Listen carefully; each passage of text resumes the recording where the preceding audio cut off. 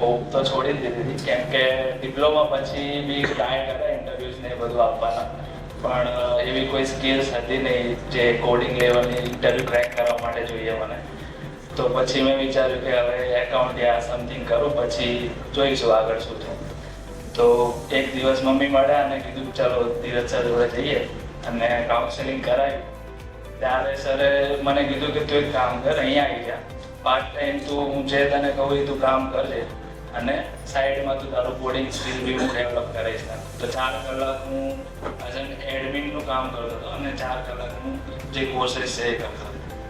તો લાઈક એક ફીલ એવી બી છે કે હું મારી બેચના ટાઈમમાં હું રોયલનો as an luckiest student feel કરું છું મારી જાતે, કેમ કે એટલી બધી ઓપોર્ચ્યુનિટીઝ મને મળી એ ટાઈમે. એડમિનનો રોલ, એડમિનમાં બી એ ટાઈમે તો એટલા બધા લાઈક હતા બી નહીં. હું હતો, પ્રશાંત સર હતા, કમલેશ સર હતા, અને એ ટાઈમે થોડો નર્વસ બી હતો કેમ કે કોન્ફિડન્સ નહોતો મારી જોડે અને કોઈ સ્કિલ સેટ બી એવો નહોતો કે હું એ બધું કરી શકું. અને સરે કહી દીધું કે તારે આ બધું કરવાનું, તો થોડો નર્વસ બી થઈ ગયો. અને એ ટાઈમે અમુક વસ્તુ એવી બી હતી કે હું નહોતો કરી શકતો. અને પછી ધીરજ સાહેબ મને બોલાવ્યો કે તું આ બધું કરી શકે છે, ખાલી થોડો તારા અંદર વિશ્વાસ હતો. અને એ પછી મેં સ્ટાર્ટ કર્યું અને મોસ્ટલી એડમિન લેવલમાં બધું જ હેન્ડલ કરવાનું સ્ટાર્ટ કર્યું. એનાથી મારું થોડું કમ્યુનિકેશન, કેમ કે ઓલરેડી પેરેન્ટ્સ જોડે, બીજા બધા ફેકલ્ટીઝ જોડે હું કમ્યુનિકેટ કરવા લાગ્યો.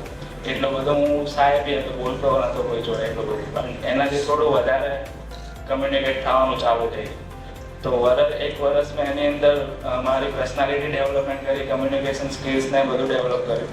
એન્ડ પછી મારા ઓલમોસ્ટ 1 વર્ષમાં બેઝિક લેવલનું બધું કોડિંગ હું શીખી ગયો હતો.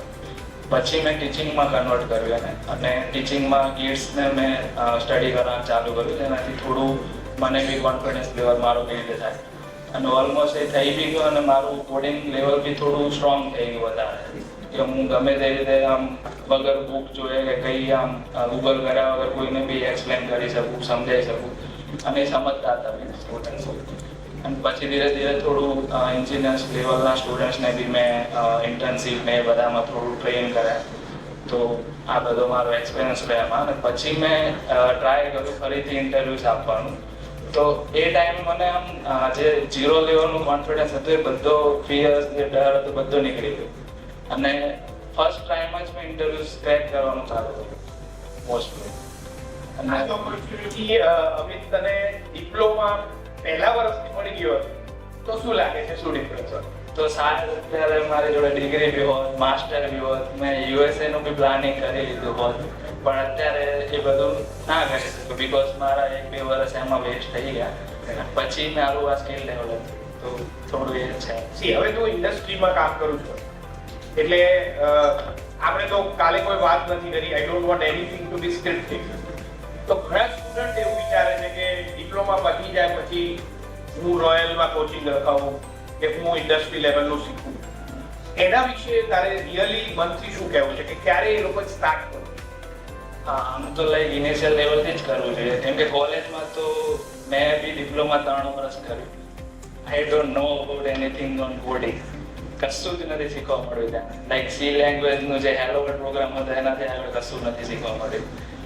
પછી રોયલમાં ઓલમોસ્ટ મેં મારા સ્ટુડન્ટને કેન્ડી ગેમ છે, પછી એવી ઘણી બધી ફંડામેન્ટલ્સ છે, થોડું DSA ટાઈપના લોજિક્સ છે, મારા બી બિલ્ડ થયા જોડે જોડે, અને મેં એમને બી ટ્રેન કર્યા.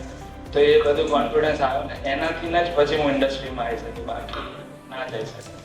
Subscribe Dheeraj Pujara YouTube channel for more updates, or you can call on 9825782290 to clear your doubts.